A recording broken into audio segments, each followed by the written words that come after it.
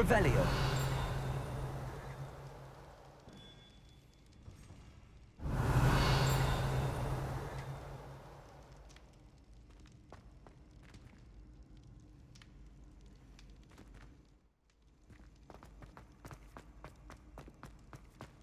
I have been meaning to speak with you. I still can't believe we escaped the Ashwinders. You may not realize it, but you are the talk of the school since you saved me that day. I wonder how everyone knows about it. I told my mother in the hope that she would be more forgiving of what I have been up to if it came from me.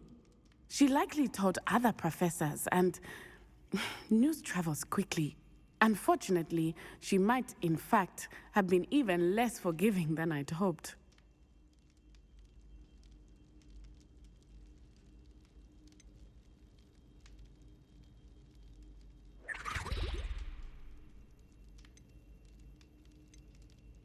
If she knew more about what you've done, I suspect she'd be proud. If she knew any more about what I've done, she would never let me out of her sight again. I'm sorry. Has Officer Singer done anything with the evidence we provided? She has not. Harlow is as strong as ever.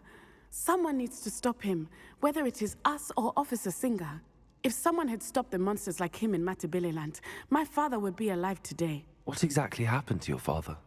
It was a beautiful day. My mother had gone to tend to a neighbor who was ill, and so my father and I were galloping in the savannah. Galloping? Your father was also an animagus, I take it? He could become the most majestic giraffe, and he would carry me on his back, my arms around his neck. We were on our way home when we surprised a group of bandits who had come from our village. One of them saw me just as he removed a scarf from his face. He shouted and then aimed his rifle. He didn't want you to identify him. Exactly.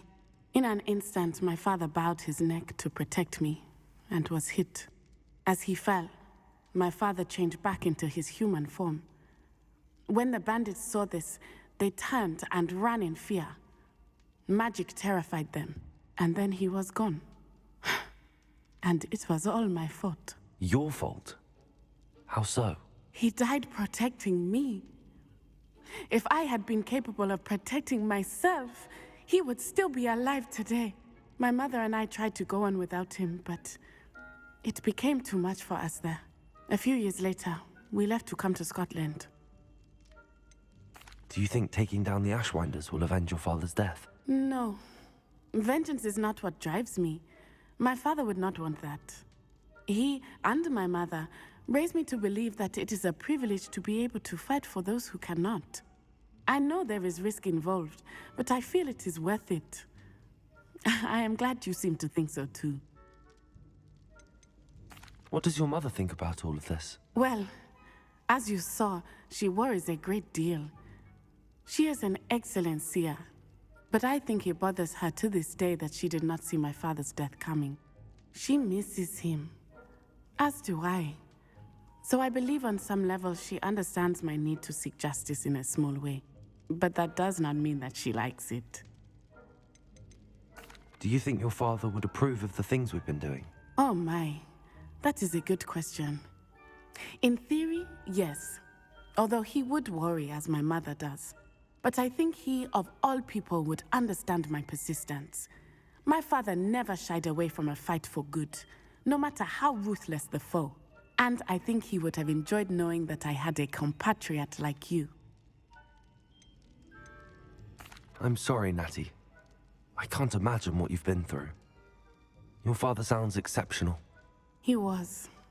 Truly extraordinary. And thank you for your kind words. We all have our burdens. My father had a saying about that. Yes, I remember.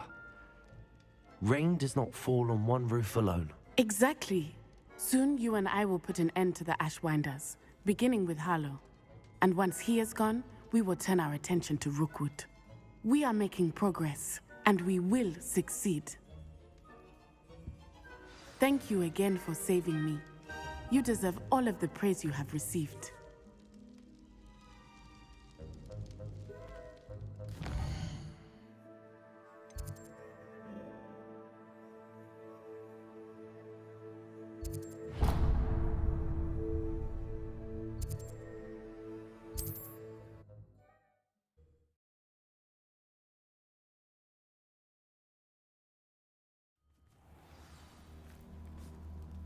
Revelio.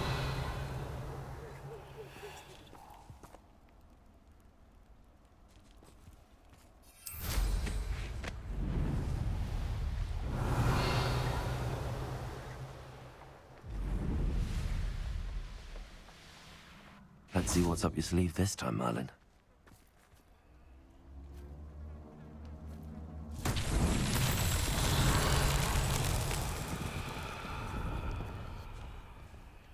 Revelio.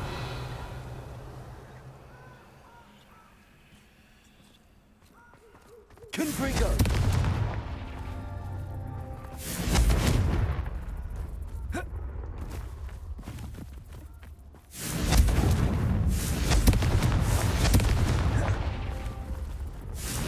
Revelio. Confringo. Revelio. Confringo. Merlin himself would be proud.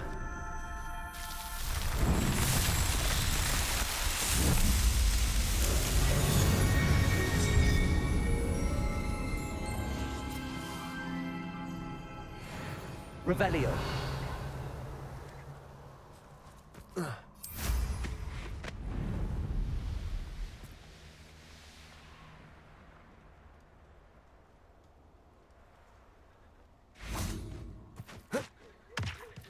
I can do this. I can do this. They will want to help.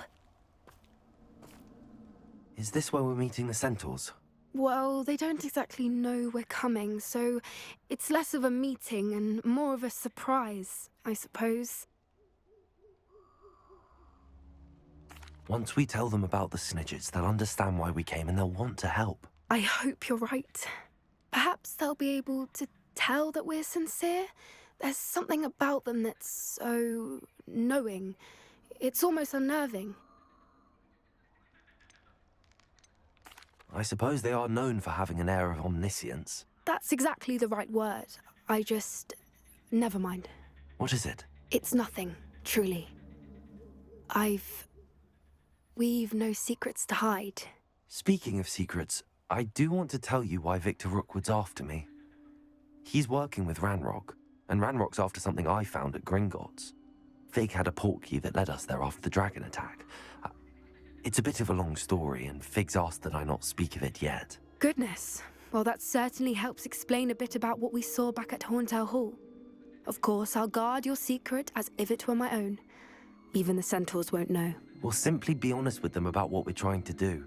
They'll have to help us, won't they? Yes, of course. You're absolutely right. We'll meet with them, tell them about the Snidgets, and I'm sure to all be fine.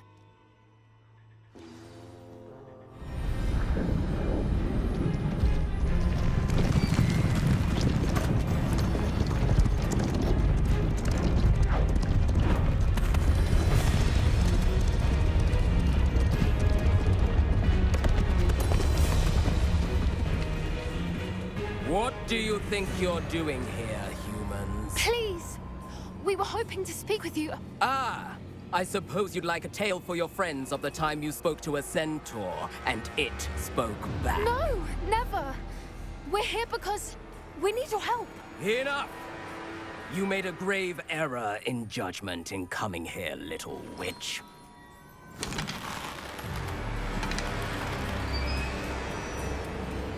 Leave them be, Alec. We do not harm the young. It is not our way. You forget your place, old fool. I'm the leader of this herd, and while you cling to our way, their kind continue to slaughter beasts like us without a care! From what I can see, they have slaughtered no one. They will leave here unharmed. Mark my words, Doran. If I ever see them again, it will be all 3 of your heads.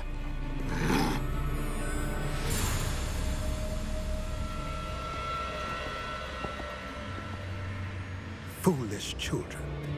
Do you know what happens to wizards who wander here? Now, follow me before Golden Snidgets are still alive, and the poachers are after them. They know that the key to finding them lies in the moonlight, but they don't know what that means, yet. Please, help us find the Snidgets before the poachers do. Could it be?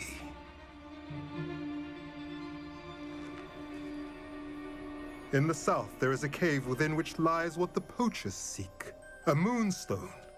Retrieve it and place it in the henge in the forest. I, on the other hand, must go speak with the herd.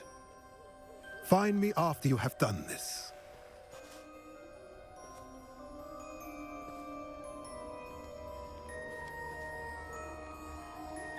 I don't understand.